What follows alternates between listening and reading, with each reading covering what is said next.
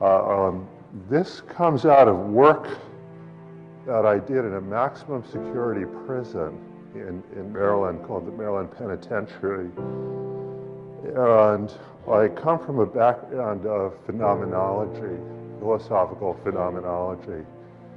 And I want to talk a little bit about why it is I went into a prison and got very interested in working with the inmates and the import of our work together, both sociologically and also phenomenologically, or at least the backdrop to it.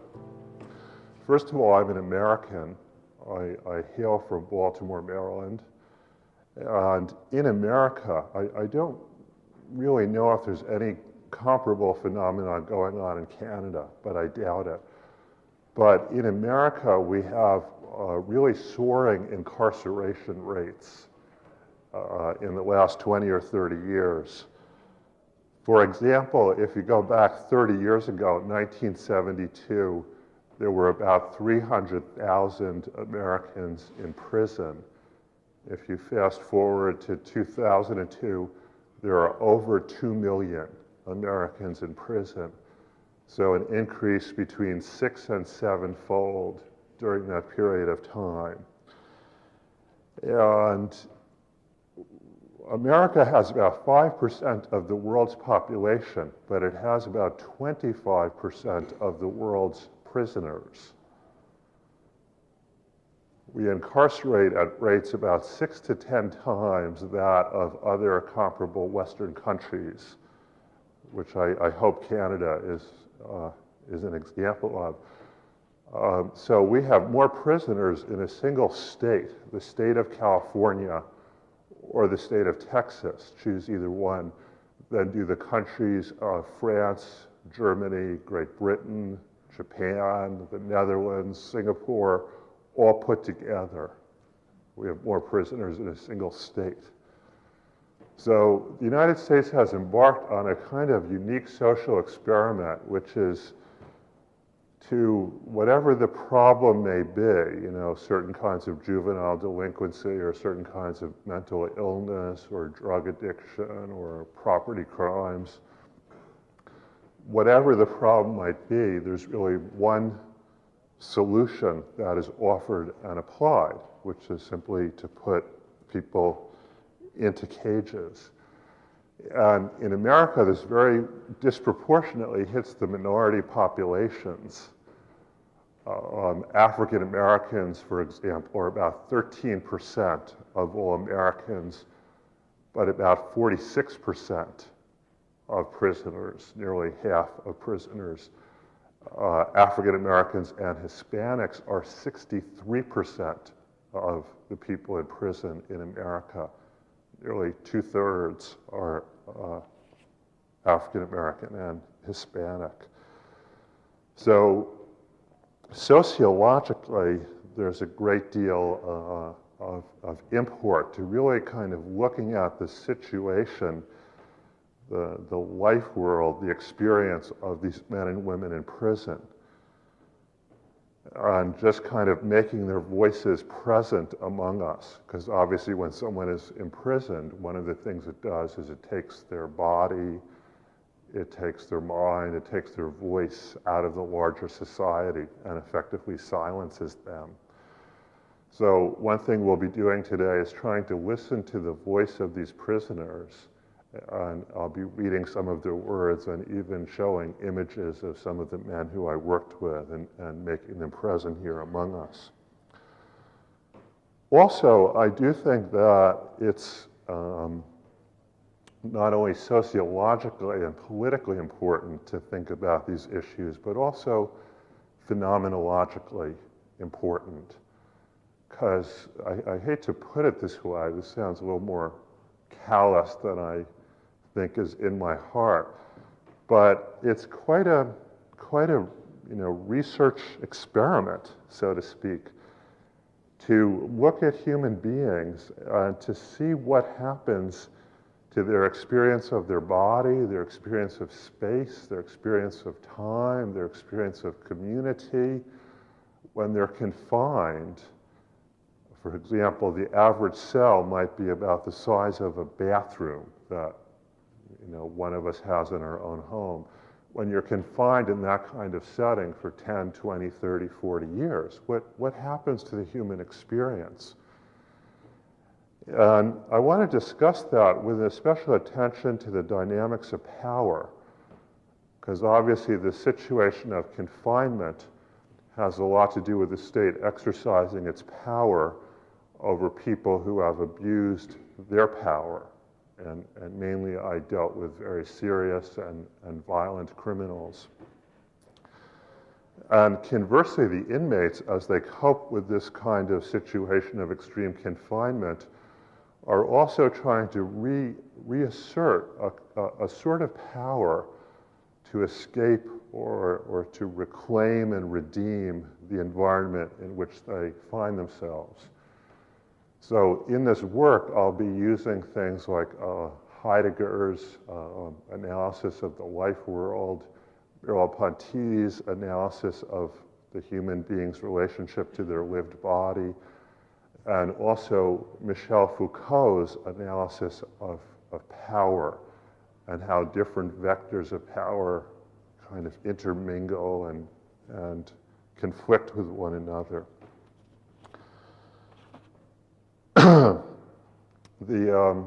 The voices I will be using do come directly from men who I worked with in the prison.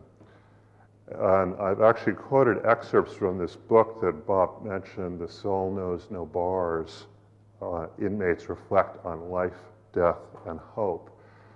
And just to give you a little bit of background, these are men in a maximum security prison, primarily murderers, although there also was one person in for big-time drug dealing, one person in for rape.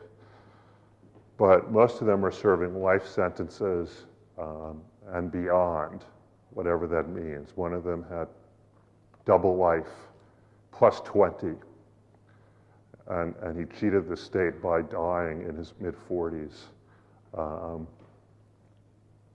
He would have appreciated that, because he used to sort of joke about this, what the state was asking of him when they sentenced him to 2 lifetimes plus 20 years.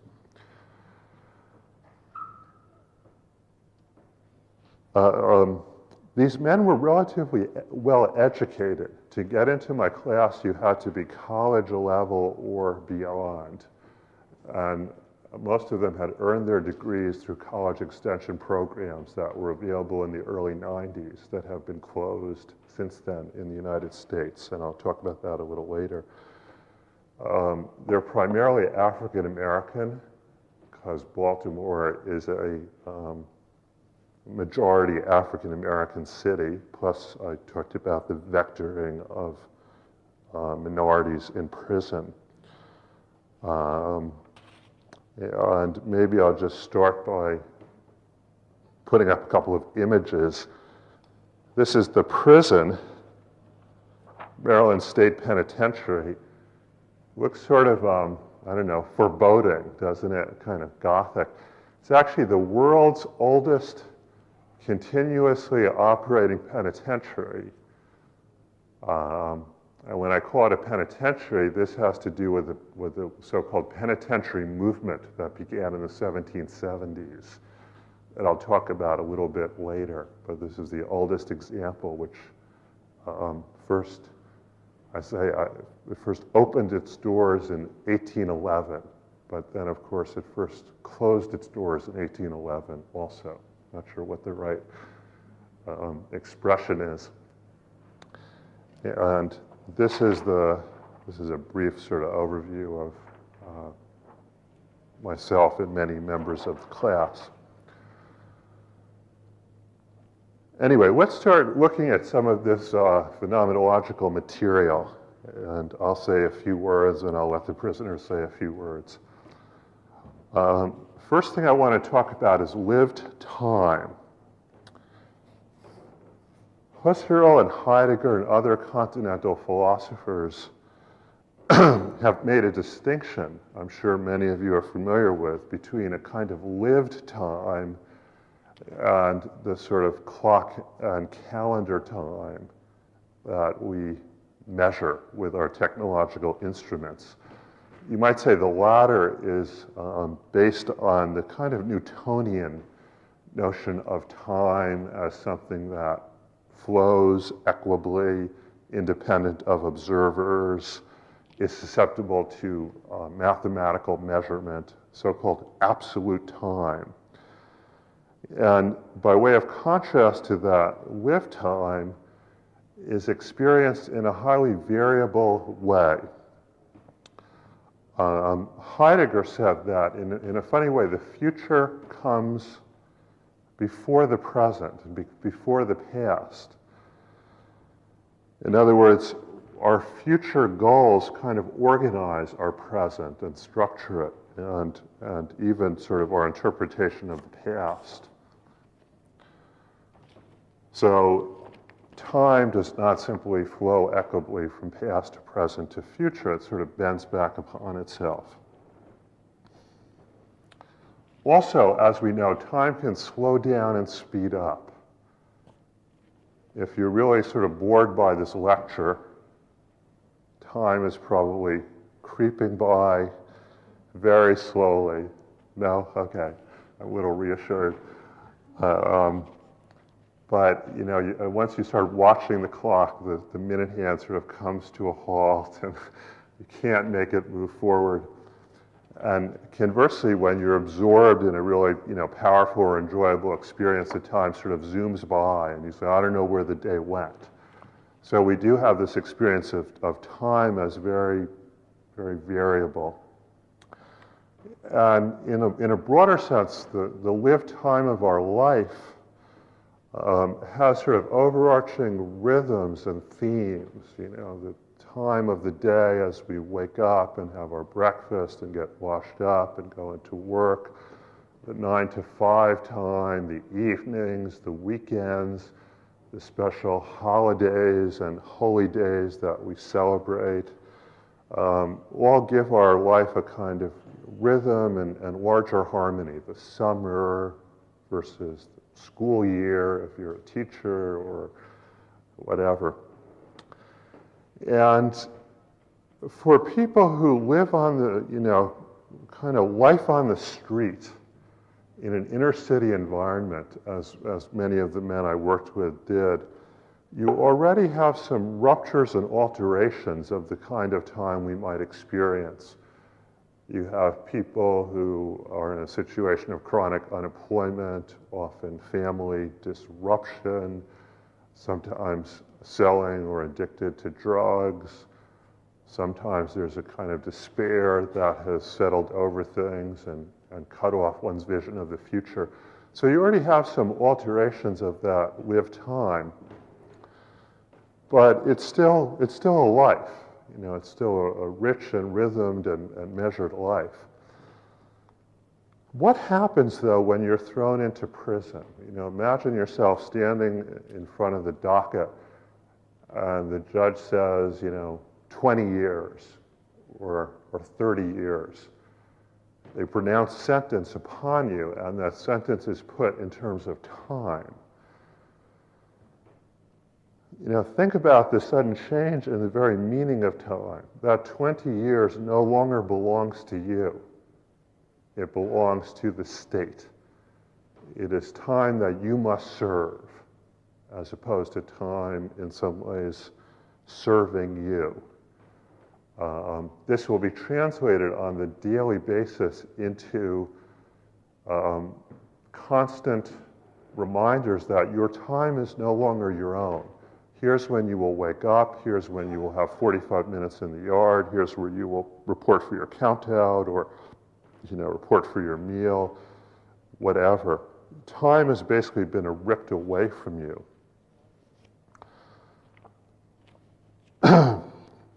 A lot of things can happen as the result of that. I hear prisoners sometimes brooding over the past, kind of the regret at the wrong turn their life has taken. Prisoners experiencing the present as kind of coming to a halt. There's not very much to do. There's not very much to fill up that day for many inmates, so the time creeps slowly. Beyond that, Minkowski, a phenomenologist, talks about two different ways to live toward the future. One of them he calls activity. This is sort of the Heideggerian notion that our present is structured by our future goals. You know, the book we're trying to write, the vacation we're planning, the whatever. But Minkowski says in certain situations that can reverse into what he calls expectation, where instead of you purposively advancing toward the future, you feel as if you're frozen in place waiting for the future to come toward you because there's some expected event that you must await. I remember I used to feel this way about big sports events. I'd get so excited about the Super Bowl when I was 12, but I'd have to wait 4 days until it came to me, and it would be very difficult. And in a much more serious vein, you can imagine the position of the inmate who is awaiting their date of release 17 years from now, and then 15 years from now, and then 12 years from now. The life and energy can be drained out of the present as you live in this expectation of a future that you can really do nothing to bring toward you and accelerate, especially if opportunities for parole are being cut off, as they have been throughout the United States. So how do individuals respond to this past as a scene of regret, this present as vacated, this future as lived in expectation? Let's listen to the voice of some of these men. Donald Thompson, he was doing pretty well until his father was murdered when he was 12, began to turn to a life of crime, has a lot of pain within him, asked me if I could help him get a therapist so he could work it out, and we were unable to make that happen. Kind of sad to me, really good guy, but he knew he had inner demons and wanted assistance in processing them and was not able to find it within the system. There's a handout so we can follow along with these words.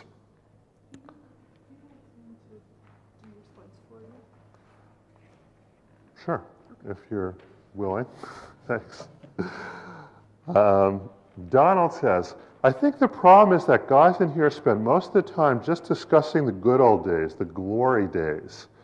When I had my car, these 2 jobs, these 5 girls, or when prison was better, or instead of knives and machine guns, we had 45 Magnums. If you try to talk about the future, it's just not acceptable. Selvin, he's up next. He was sort of a hardcore black nationalist who's kind of mellowed over the years and was quite welcoming to myself as a white teacher. Selvin said, I've seen guys with a couple of life sentences plus some numbers behind it saying, yeah, my wife will be waiting for me like the old days. I'd be thinking, are you out of your mind? I wouldn't say it because they'd be ready to fight, but they're trapped in the past. John Woodland, son of a dentist, had just finished a BA at Morgan State University where my wife teaches when he was incarcerated for murder. He got involved in the drug trade to put away money for law school. He'd already been accepted to law school.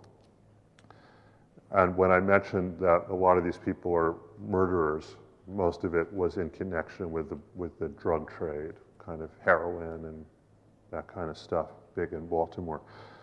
John says, quite a few guys try to live in the past. I like living in the future, thinking about what my life is going to be.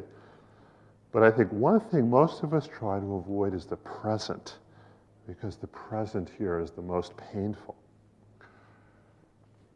Let me just pause and call this strategy that we're hearing voiced, the strategy of escape. The people who are, kind of trapped in a painful present are seeking to escape into the past or into the future. This can be very kind of sterile and self-destructive. Like Selvins thinking, these guys are out of their mind, living in the past. But it doesn't always have to be sterile or destructive. John is talking about thinking about what his life is going to be like, and obviously this gives him some hope and some purpose. Heidegger talks about the structure of time as involving a series of ecstasies, which literally means to stand outside of itself. So someone who is in prison can really stand outside of their present suffering and use the ecstatic movement of time to widen and liberate their awareness. Let's resume this discussion with Q, an alias. This is the one person who has gotten out of prison and is still alive. He chose to have his name removed from the book. He says, I see it a little differently. To me, time is like a dragon I have to slay. If I can master the present, I will have used my time to redeem time. Then I can go back and offer something to people who never had to be in that situation. I get up in the morning at 8:30, and I don't get back to my cell until about 10 p.m. Between those times, I'm constantly involved in activities that are beneficial in what I want to do. I'm reading materials I intend to use in the future for political work and philosophical literature, concentrating heavily. The time flies for me, Sometimes I can't even find enough hours to complete where I want it. He's actually back in Nigeria now, where he came from originally, and hopefully doing good work there. Wayne Brown, who is a Christian minister, earned that degree while in prison, a divinity degree, said, I call this doing time when you use every available moment for your benefit. When you have time to sit back and mope and worry, that's when time begins to do you. So in contrast to the strategy of escape we heard earlier, I would call this the strategy of reclamation. That somehow these gentlemen are talking about, in the present, how can it be reclaimed as a scene for fulfilling and meaningful action? How can you do time instead of having time do you? How can you reclaim the meaning and richness of time?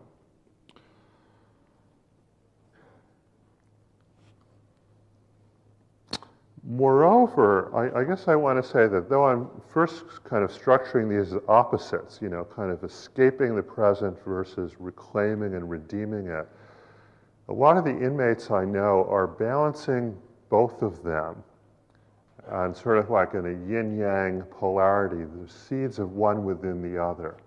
We hear Q talking about how he's redeeming the present, but as part of his vision for what he wants to accomplish in the future. And when you really put the two together in that fashion, I'm going to use a third term. I'll call that integration, the blending of escape and reclamation. I choose that term from the Latin integratus, which means renewal or made whole. And I think we hear in something like what Q says, somebody who is at least working in integrating time, integrating the present and the future, integrating the self, and integrating his world into a meaningful whole. Now, the fact is, it's very hard to do this in prison. I was kind of working with some exceptional individuals. For example, Q talks about, the reading he was doing, his intellectual labors. least in America, about 70% of inmates are functionally illiterate. Incredible statistics, 70%. I mentioned that the prison college programs have been closed throughout the country. I'll say a little bit more about that later. Prison libraries are extremely underfunded, with prisoners having restricted access to it. If you try to send books into prisoners, which I have done, sometimes they're rejected because they're not sent directly from the publisher and they're deemed a security hazard. Sometimes prisoners are allowed to have only a very limited number of books in their possession because it's deemed a fire hazard. Books have to be passed by censoring authorities. Any kind of religious material has to be approved by the chaplain in some prisons. So there just are all these structures that make this work of integration very difficult to do. I don't want to make it sound like, prison is just a wonderful place to get yourself together. One thing I'll say in closing about lived time is just, though I'm talking about prison, and that may be far from your own professional interest or, service interest or whatever, I think we're also beginning to learn a lot about human beings in general and how human beings react to experiences of extreme constriction. Someone who's sick, someone who's struggling with multiple sclerosis or rheumatoid arthritis or cancer, someone who's living in an inner city environment constricted by extreme poverty and limitation of life opportunity, et cetera, et cetera. You can imagine using many of the same strategies of escape, whether through drug use or fantasy or whatever, or reclamation or integration, but they're the same kind of problems are posed and the same kind of strategies are implemented. Let's take a look at this material in relation to space. In a way, the discussion is rather symmetrical, so I'll try to move through it quickly. Just as Newton talked about an absolute time, he talked about an absolute space. Descartes came along and showed how that could be plotted according to the Cartesian axes. So once again, we have this notion of a kind of thing, an absolute sort of, but contentless container that stretches equably in all directions, that can be mathematically measured, etc. We tend to often, at least in the West, structure our environment in harmony with that, this kind of a highly geometrical room, as opposed to the classical Chinese garden I visited yesterday, is a very geometrical reading of the universe, as opposed to one profoundly based on the spatiality of the natural world. But if we look at the life world, once again, it's much more nuanced, centered and regionalized, given rhythms and vectors by the components of our life. We live in a home that in turn is nested within a larger community. We have our place of work, our place of vacation. We have other cities and other people we're connected to at great distances. Even our body has vectored space into the near and the far, the front and the back, the left and the right, the up and the down. So lived spatiality is profoundly vectored into different and meaningful places. Now, once again, when you get thrown into prison, And the judge says 20 years. Though that's a temporal sentence, it's also a spatial sentence. What does it mean? It means for 20 years, you will be confined within a very small space chosen by the court system, and access to your family, your home, your community, your neighborhood, travel, the outside world will be denied to you. So you will be ripped out of the texture of lived space that you've been inhabiting. In its place, the space you will be given is really a weird one. Here are a few characteristics I came up with. It's a constricted space. I don't really need to say much about that, but it's constricted to a cell, and then a tier, a building, a yard, period. It's a ruptured space. You know, if I want to see what's happening the next room over, I just go out this door and go in that door. And a few people have already chosen to do that. But if you were in prison, you know, your heres are radically severed from your theirs. You know, famous prison, Alcatraz in San Francisco, they used to talk about how the prisoners would be on this little island, San Francisco Bay, and hear the sounds of the city and see the lights. But of course, they could never get to that, and no one ever successfully escaped from Alcatraz. You may have a buddy who's there in your cell, suddenly they're transferred over into the other tier, and for security reasons, tier A and tier B have no contact with one another. So you're constantly living with a whole variety of ruptures in your lived space.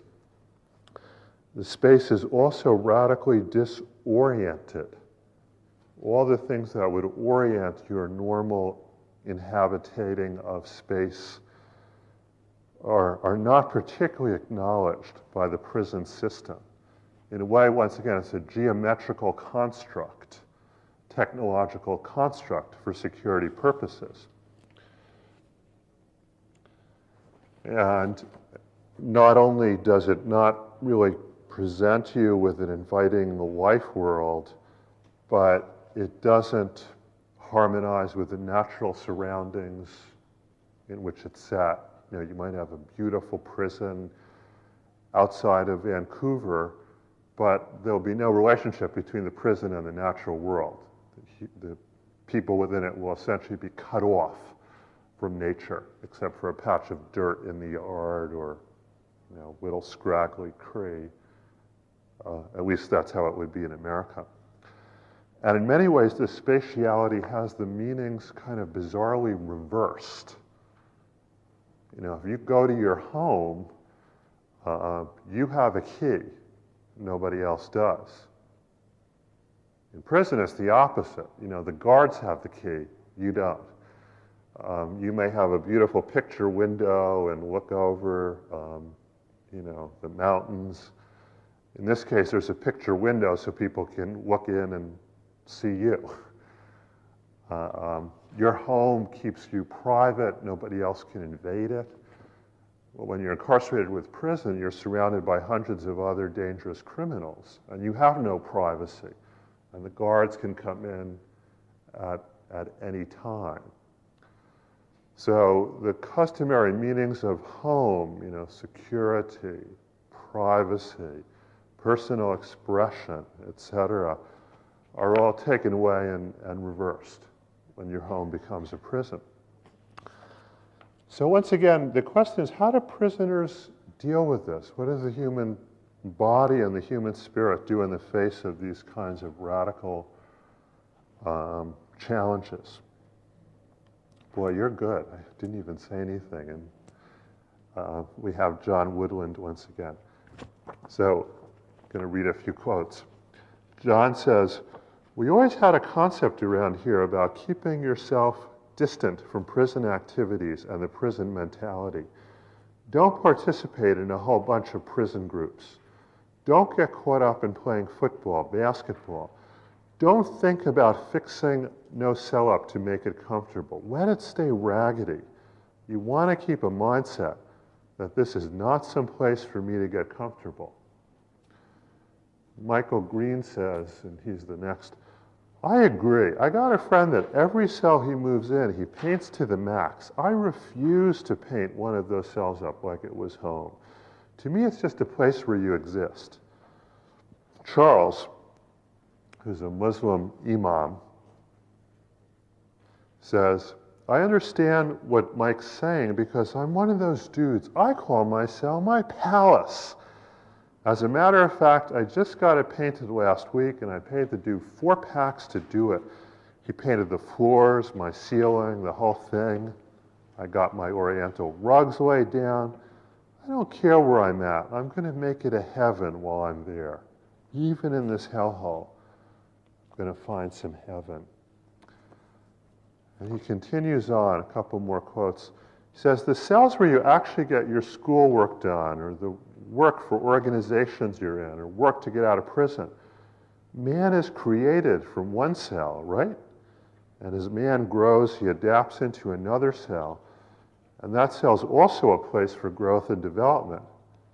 When you read the Quran and the Bible, you'll find that different prophets went to the cave for comfort and isolation. And the cells like that cave. And Trey, very brilliant young man, father was killed when he was 1 year old, mother was drug addicted. He says, my space ain't too restricted because I think of myself as on an odyssey. Even in here, I don't look at this as my home. It's just an experience that's necessary in order for me to get where I'm going. I believe I'm here because I lost my road. That's what I'm searching around for, the road to the larger society. In the meanwhile, I'm supposed to be restricted in space. I take the Stoic outlook. My space is supposed to be restricted, but my ideas don't have to be. That's where I find all my freedom. When I was on the street, I had less space than I do in prison. I would only associate with the criminal elements. Since I've been in prison, I've met people with sophistication, people from different races. We meet here, we get a chance to rest, get out of the immediate world, and we can think about things we couldn't on the street. So I won't go into this in detail, but you see once again some people talking about escape. Don't make this your home. Other people talking about reclamation. I'm going to paint up my cell and make it a heaven, even if it's a hellhole. And some people who are also talking in a profound way about integration, how to take the very situation of confinement and turn it into a provocation and opportunity for liberation, for expansion of soul. Yes?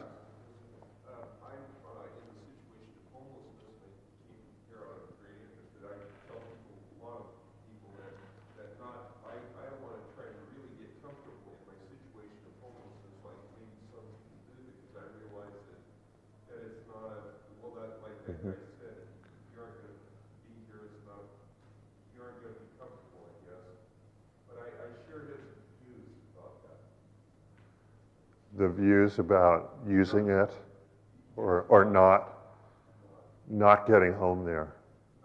Yeah. Yeah. Mm-hmm.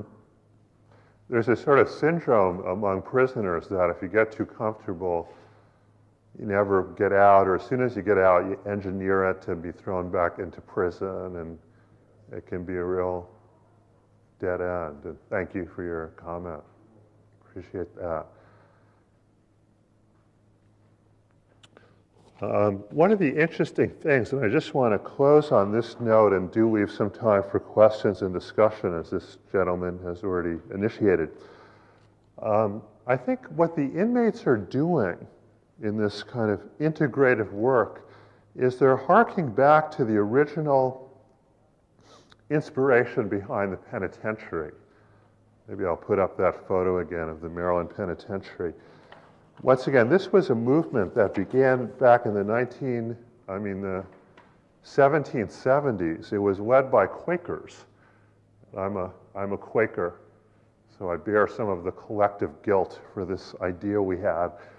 But the idea was actually to rehumanize and even re-spiritualize criminal justice. It wasn't the harsh conditions of today's penitentiaries. It was really modeled on a monastic ideal. The term penitentiary has to do with the penitential work that monks did. The prison cell is modeled on the monastic cell. The word cell is from the Latin word for heaven, caelum, like celestial. Because the notion was in your cell, you would do a kind of inner work whereby you clean up your soul, you are penitent for your sins, you draw close to God, and you go through a radical reformation. We still talk about the reformatory system, the correctional system, so we still have this idea in our language.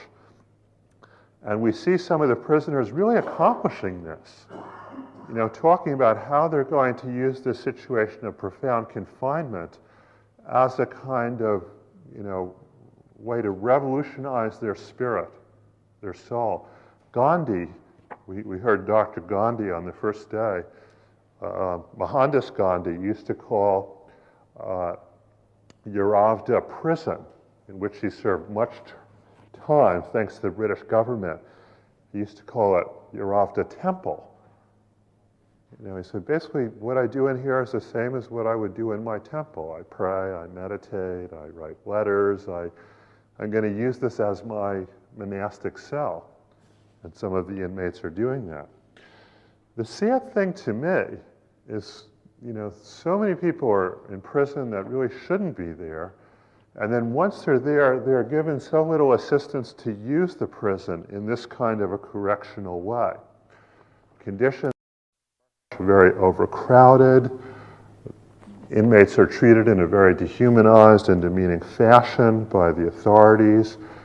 Opportunities for education, for therapy, for occupational training are very limited. I've mentioned that, for example, in 1993, the American Omnibus Crime Bill, supported by Republican lawmakers, but also signed into law by President Clinton, took away from inmates the right to use Pell Grants, which fund higher education for low-income Americans. Up until that point, prisoners could use those funds because they have no income. And this enabled there to be college extension programs in prisons around the country, which radically seemed to lower the recidivism rate for inmates. They do much better when they get out. But these college programs were closed as a result of that 1993 bill. Just to put it in a personal way, the inmates I was working with were transferred out en masse when the nature of the prison I was working with changed, so our class was curtailed. Our governor of our state, who is a moderate Democrat, said that he will not sign off, he will not agree to the parole of any lifer in the Maryland state system, except for medical reasons when they're near death. In other words, even if the parole board says this person has served 30 years, they've had an exemplary record, they've earned a college degree, we recommend parole. The governor has taken a blanket position. I won't put my signature on it. And so far, the courts have supported his right to do that, even though judges sentenced these inmates with the understanding that they would be available for parole after 17 years. Anyway, I could go on and on with some of the what I think to be horrors. And obviously the upshot is people who are in a kind of brutalizing system tend to be brutalized. And so they may come out angrier, they may come out more dysfunctional, less in touch with the trends of the broader society, the latest technologies. They have the label of ex-con stuck next to their name, which makes it harder to get a job. So it's not surprising that this recidivism rate is so high among inmates. Essentially, remember somebody saying, If you were to ask a mad scientist to concoct a machine to produce criminality, it would look like the contemporary criminal justice system, at least in America. It's so counterproductive. But at the same time, the work I did with inmates was very uplifting and very inspirational, not just sort of deadening and depressing, because of some of the voices that you've heard here. What really is inspiring to me is even in this situation of tremendous constriction and adversity, the indomitable nature of the human spirit and the way in which people can forge a whole variety of bodily and temporal and spatial and spiritual freedoms, using as their raw materials these kinds of situations of extreme limitation and confinement. Lifers, and I've talked with other teachers who had the same experience, often are much kind of richer to work with than short-timers. Because short-timers already have one foot out on the street, they kind of, they're not going through that kind of inner work that a life sentence opens up for you. So at least the particular men I worked with had not sunk into a pit of despair, but they also were self-selected. They were the ones who chose to take my class, and I'm sure there are many others who are kind of the walking dead. Yes? My personal experience, I've hardly worked with prison people, and then my stepson went to prison about 10 years ago, threatening me with a gun for breaking an entry. And I was in there, and what I found from my own work with people, it's not just the prison itself, it's that inner condition that keeps in bondage. When he came out, he could never, or before, but he could never totally come out of that. And now he drowned this in February. And it's just that knowing that we are caught in this horrible condition of restriction when we have done evil or when we have done terrible things. And again, we talked about forgiveness with Gandhi. And I love my stepson. And there was just nothing that could have given him that forgiveness, even though we were open to give it to him. And I guess it's that peace in the world where we are not yet able to bring to people that they don't have to feel horrible forever in that which what they've done, because we understand the circumstances that they do. And so we're just not there yet. So wherever you're confined, you're confined. Thank you. The original title of this book, by the way, was Getting Out of Prison, and it was based on a comment of one of the inmates who actually became a prize-winning playwright in prison, that if you don't get out of prison while you're in prison, meaning all the inner prisons of rage and ignorance and self-hate and whatever, it doesn't matter when you physically get out of prison, because you're coming back in, or you'll recreate the same life. Yes? There is an echo of what you're saying, some of these statements here, in the kind of tattoos that the prisoners like to have made on them. Prisons have tattoo shops, as they use some of the electric shavers to make machines to make tattoos. The tattoos that they have, some of the most common, I worked for 4 years in a prison, and they have spider webs. And so I was thinking, what is spider webs? They have them all over their body, and their whole back, because they are in a spider web. They were caught. They have lions. Now the lions could be two things. It could be their kind of instincts, or the way they are fighting with the state. The authorities are the lions against them. And then on the other hand, they have women. Some have the ideal woman, or a woman that they remember. They have them all over with "I love you" or things like that.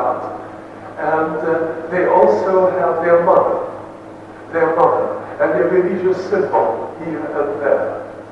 But very interesting, the thing you were saying about those who were caught in the spiral, or those who were kind of looking beyond the prison experience. That's interesting. When, would be a compliment. yeah. One section of my paper I didn't go into was what happens to your experience of your body. How do you work with and reclaim your body in this situation of extreme bodily confinement? And that's a wonderful example of making your body into this scene of symbolic expressive art.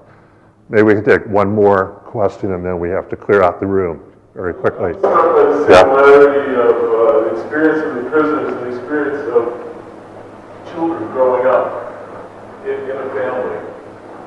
And really the confinement is the same, and you see the people functionally suffering through it the way the people you mentioned first do through escape, into drugs or whatever, misbehavior or whatever, and the other people living through it and coming out with pre-med completed, or less by the time they really escape the yoke of parental authority. And you can be a prisoner anywhere. You can be a prisoner without, and I love this story. Yeah. Thank you very much for everybody.